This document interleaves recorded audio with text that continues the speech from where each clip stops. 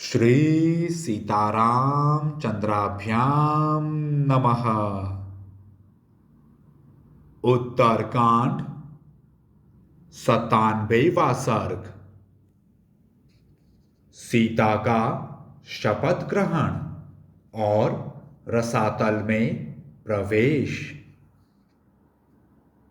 महर्षि वाल्मीकि के ऐसा कहने पर श्री रघुनाथ जी सुंदरी सीता देवी की ओर एक बार दृष्टि डालकर उस जन समुदाय के बीच हाथ जोड़कर बोले, महाभाग, आप धर्म के ज्ञाता हैं। सीता के संबंध में आप जैसा कह रहे हैं वह सब ठीक है। ब्राह्मण, आपके इन निर्दोष वचनों से मुझे जनक नंदिनी की शुद्धता पर पूरा विश्वास हो गया है। एक बार पहले भी देवताओं के समीप विदेह कुमारी की शुद्धता का विश्वास मुझे प्राप्त हो चुका है। उस समय सीता ने अपनी शुद्धि के लिए शपथ की थी, जिसके कारण मैंने इन्हें अपने भवन में स्थान दिया। किंतु आगे चलकर फिर बड़े जोर का लोकापवाद उठा, जिससे विवश होकर मुझे मिथिलेश कुमारी का त्याग करना पड़ा। ब्राह्मण, यह जानते हुए भी कि सीता सर्वथा निष्पाप है, मैंने केवल समाज के भय से इन्हें छोड़ दिया था। अतः आप मेरे इस अपराध को क्षमा करें। मैं यह भी जानता हूं कि ये जुड़वे उत्पन्न हुए कुमार कुश और लव मेरे ही पुत्र हैं। तथापि जन समुदाय में शुद्ध प्रमाणित होने पर ही मिथिलेश कुमारी में मेरा प्रेम हो सकता है। श्री रामचंद्र जी के अभिप्राय को जानकर सीता के शपथ के समय महेंद्र आदि सभी मुख्य मुख्य महातेजस्वी देवता पितामह ब्रह्मा जी को आगे करके वहां आ गए। आदित्य, वसु, रुद्र, विश्वदेव, मरुदगण, समस्त साध्य देव, सभी महर्षि, नाग, गरुण और संपूर्ण सिद्धगण प्रसन्नचित्त हो सीता जी के शपथ ग्रहण को देखने के लिए घबराए हुए से वहां आ पहुंचे।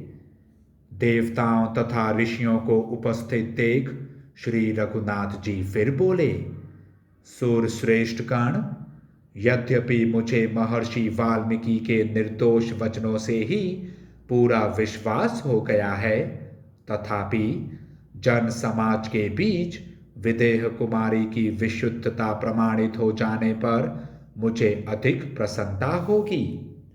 तदंतर दिव्य सुगंध से परिपूर्ण, मन को आनंद देने वाले, परम पवित्र एवं शुभकारक सुरश्रेष्ठ वायुदेव मंद गति से प्रवाहित हो सब ओर से वहां के जन समुदाय को आह्लाद प्रदान करने लगे।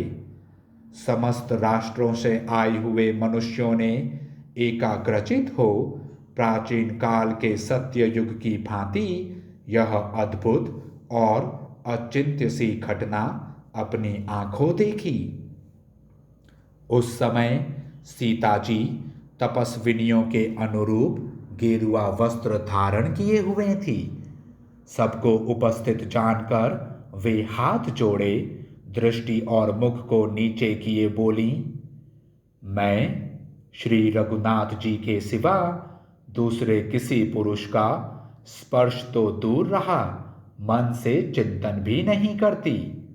यदि यह सत्य है तो भगवती पृथ्वी देवी मुझे अपनी गोद में स्थान दें। यदि मैं मन, वाणी और क्रिया के द्वारा केवल श्री राम की ही आराधना करती हूँ, तो भगवती पृथ्वी देवी मुझे अपनी गोद में स्थान दें। भगवान श्री राम को छोड़कर मैं दूसरे किसी पुरुष को नहीं जानती। मेरी कही हुई यह बात यदि सत्य हो तो भगवती पृथ्वी देवी मुझे अपनी गोद में स्थान दें। विदेह कुमारी सीता के इस प्रकार शपथ करते ही भूतल से एक अद्भुत सिंहासन प्रकट हुआ, जो बड़ा ही सुंदर और दिव्य था। दिव्य रत्नों से विभूषित महापराक्रमी नागों ने दिव्य रूप धारण करके उस दिव्य सिंहासन को अपने सिर पर धारण कर रखा था।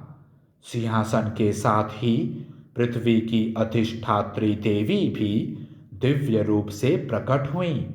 उन्होंने मिथिलेश कुमारी सीता को अपनी दोनों भुजाओं से गोद में उठा लिया और स्वागत पूर्वक उनका अभिनंदन करके उन्हें उस सिंहासन पर बिठा दिया।